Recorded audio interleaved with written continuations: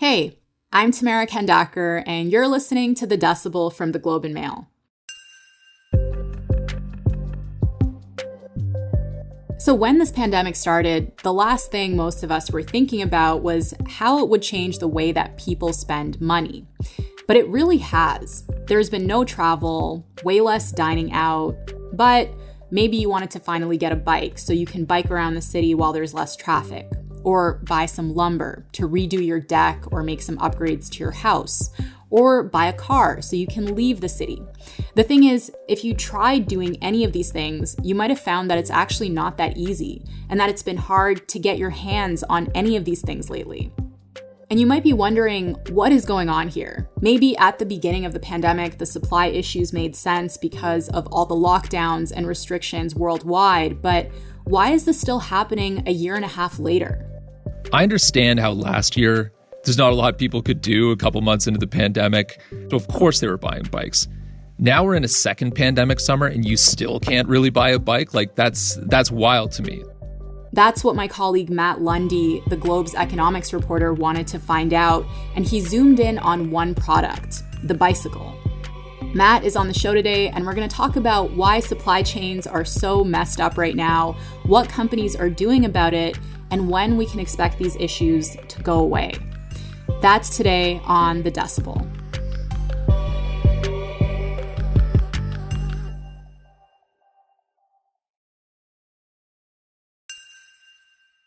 Hey, Matt, welcome back. Thanks for having me. Okay, so I want to start by talking a bit about bikes. So I got really lucky and managed to get a new bike basically a couple of months into the lockdown before everything went out of stock. And I know a lot of people who've been looking for bikes since then, and they just haven't been able to find any. And it's been a year of this. So can you tell me what the deal is with the bike supply? Are there bikes available, or are we just not looking in the right places? There is not a ton available right now. So basically, when you talk to retailers, 90% of what they get in, because they're still getting shipments and stuff in, but 90% of what they get in already has a buyer lined up. It's not a typical situation where you can waltz into a store, there's going to be a bunch of selection, different price points, different sizes for you, different colors. That has gone completely out the window. Yeah, and bike shop owners, when I've gone in to get my bike fixed, they've seemed really frazzled and overwhelmed. What are they telling you? Yeah, it's pretty much been flat out for them for over a year now. So when things first kicked off, at that point, people had a lot of inventory because they were getting set up for like the spring season back in like March of 2020 when COVID really accelerated. So the first thought they were having was, man, I've got all this inventory. What is going to happen? This could be a disaster. Things really flipped. Like within a couple of weeks, they started noticing people really wanted bikes. This was something safe that they could do. And they have been working like 14-hour, 16-hour days. People have barely taken any breaks for well over a year. And so what does this mean for them? Like, are they making money or are they losing money? By all accounts, last year was really good because they had the inventory in stock. They were ready to go. This year has been really tough. There's so much demand out there. A lot of people are seeing their orders getting canceled. They wanted a lot more bikes this year, but maybe they're only getting half of what they ordered. Maybe it's 75%. It really depends on who you talk to. So what they do get, they're able to sell it. Like, that is not a problem. Like, they are moving product. They're doing repairs.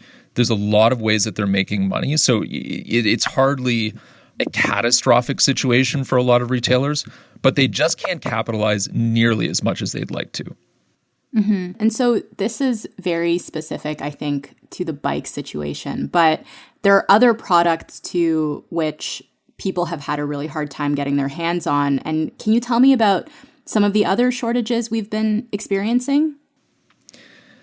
Yeah, I mean, supply chains for so many different products are under stress right now. And we've seen that over the pandemic, that so much of our human behavior has been funneled into a few things. So whether it's kayaks or tents or dishwashers or couches, or, I mean, the classic one is lumber, right? Where either people are trying to build a house or they're trying to build a deck or something. And lumber prices are coming a little bit back to earth now, but they had been up like 3 or 4-fold over the past year. So there's just so much demand funneling into a select number of areas that it's really caused a lot of strain, a lot of shortages, and prices have gone through the roof. And not just in Canada, right? Like as far as bikes go, this is a global thing. This is not just a Canadian bike boom, it is a global bike boom. And we're seeing that with other products as well. You mentioned a couple of the reasons why demand might be going up. I wonder if you can talk about that a bit more. Why is demand surging for so many products? It's such a weird thing for a recession that you would have people having way more disposable income than normal. So, of course, we've had our spending options limited. There's been quite a lot of government income support as well. The effect of this is that our savings rates have gone through the roof. And if you look at Canadian families overall, we've saved in excess of over $200 billion over the pandemic. So, of course, if you can't travel, if you can't go out to restaurants like you normally would, and you've got all this extra savings, suddenly a $2,000 bike or even a $5,000 bike doesn't look nearly as daunting. And now I know from like the US stats, for instance, just looking at March of this year, the average that a person spent on a bike was up 27% in 1 year. So part of that was bike companies were hiking their prices, but also because of a lack of availability, people were suddenly saying, I can't buy that $1,500 bike, but the $2,000 bike, yeah, I guess I can talk myself into that now.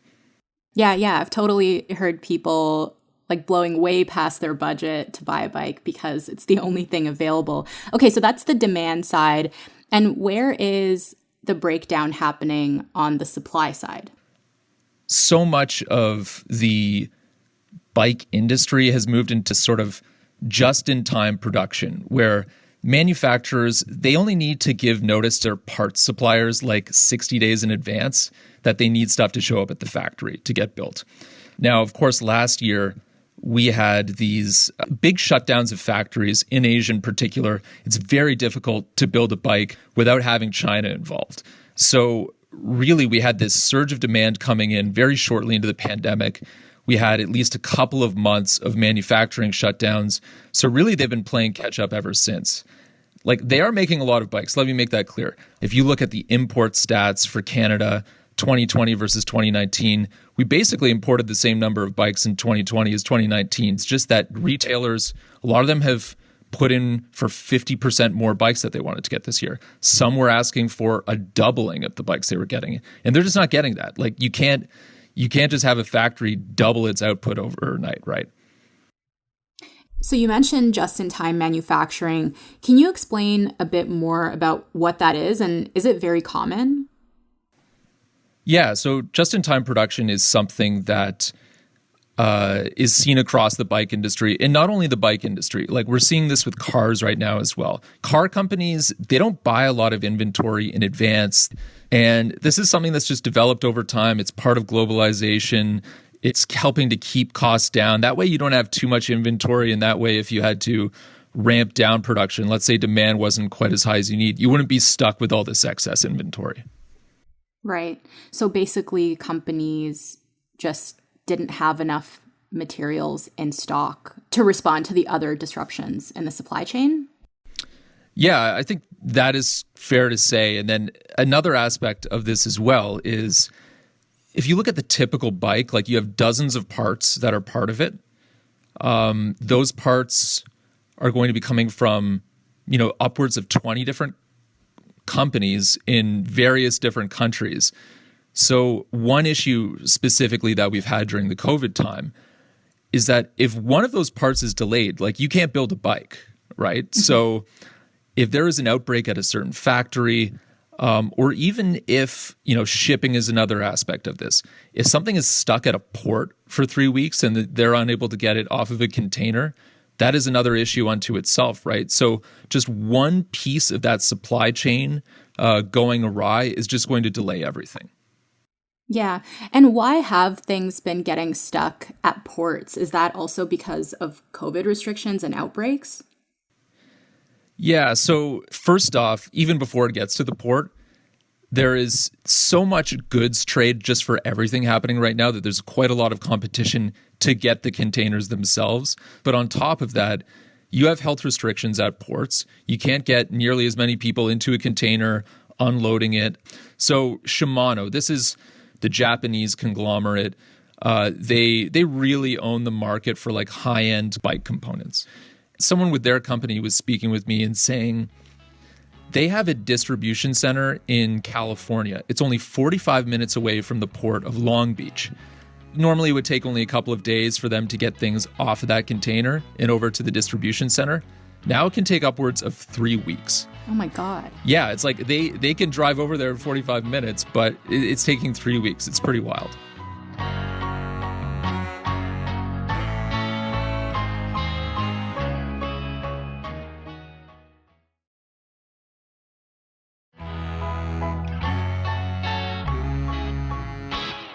So what about trade deals? How do trade deals play into the supply issues that we're seeing right now?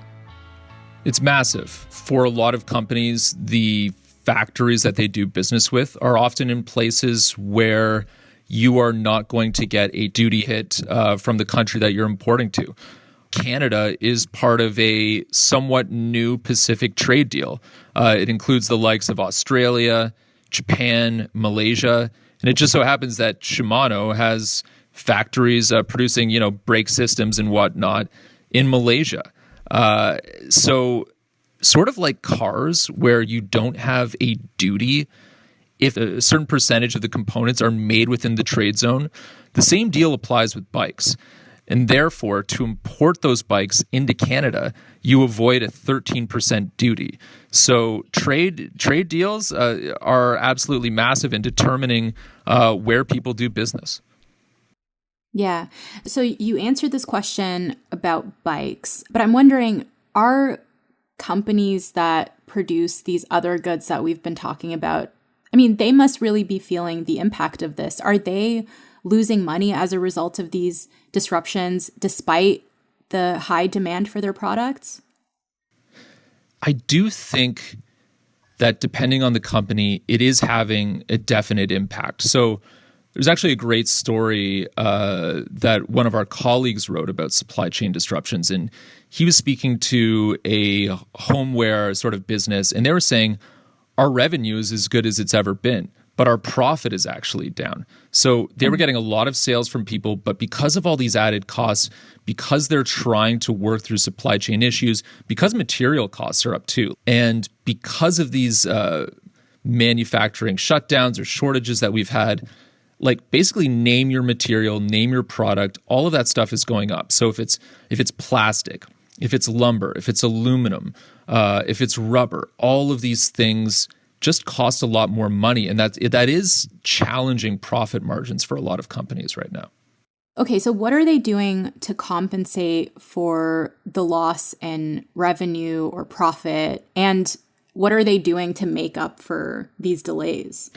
So as far as the bike brands go, by and large, like their deliveries are behind schedule. There's a good example of a company called Argon 18 out of Montreal that I wrote about. And their bikes that were supposed to go to the US this year, they were going to build them in Taiwan for the first time. But every time they spoke to the factory there, everything was being delayed every time. So they were saying, we'll deliver to you in April. Next time it was July. The next time after that, it was September. And then finally they said, you know what? We have an assembly plant in Montreal where we did the US bikes before. We're just going to bring everything back, put all of the parts on a ship, send it to us, and we'll just build it ourselves. So what does all of this mean for consumers? Are we just going to have to learn to get used to not being able to access stuff as quickly? I think so. And some retailers will tell you that people are maybe not as understanding as they were last year. I understand how last year there's not a lot people could do a couple months into the pandemic. So of course they were buying bikes. Now we're in a second pandemic summer and you still can't really buy a bike. Like that's wild to me. Let's say you're a consumer. You've got $5,000 for a bike. You walk into a store thinking, I'm going to come out of here with something in like 20, 30 minutes. And you show up and they're like, we can't do anything for you. and you ask, when can you get me a bike? And they say, next year. And guess what? Who knows? Maybe it won't even show up on time. So a lot of consumers are kind of pissed off, kind of annoyed. I mean, it is just something that you have to get used to, right? Like what other option do you have? It's such a odd, bizarre situation. And yeah, when it comes to bikes, you're just going to have to be patient. So given that we've now seen how fragile this whole system is and how easy it is to disrupt, are companies rethinking how they source goods and materials? They really aren't changing the way that they're thinking, like not in a permanent way. So with the company that I mentioned earlier, Argon, they're bringing back some assembly to Montreal for the US bikes. They might even have to do it next year, but the plan is to go back to Taiwan. It is cheaper for them ultimately and fewer headaches for them to do that. So over decades, you've had this consolidation and this globalization of the industry, and things are very complex and parts are moving by water and across border. And it's this very complicated dance. And yet that's what people like, right? It is what drives costs down, what makes the most sense for these companies to be able to compete and offer products as cheaply as they can. So you said that there are people who've ordered bikes who are not even going to get them till like next year or the year after. So I'm just wondering, when do you think we'll be able to walk into a store and buy a bike like in pre-pandemic times? I've been asking the same question to retailers, and I don't get the same answer from all of them. So some people are saying, inventory levels might normalize by like the fall of 2022. A lot of people say 2022 is going to be crazy. Some people say 2023. I spoke with a guy in New Brunswick who said to go back to pre-pandemic levels where you can walk in and just find a selection of bikes, it's going to be 2024. So yeah, don't expect it to be anytime soon. Okay, Matt, thanks so much for helping me make sense of this. Thanks for having me.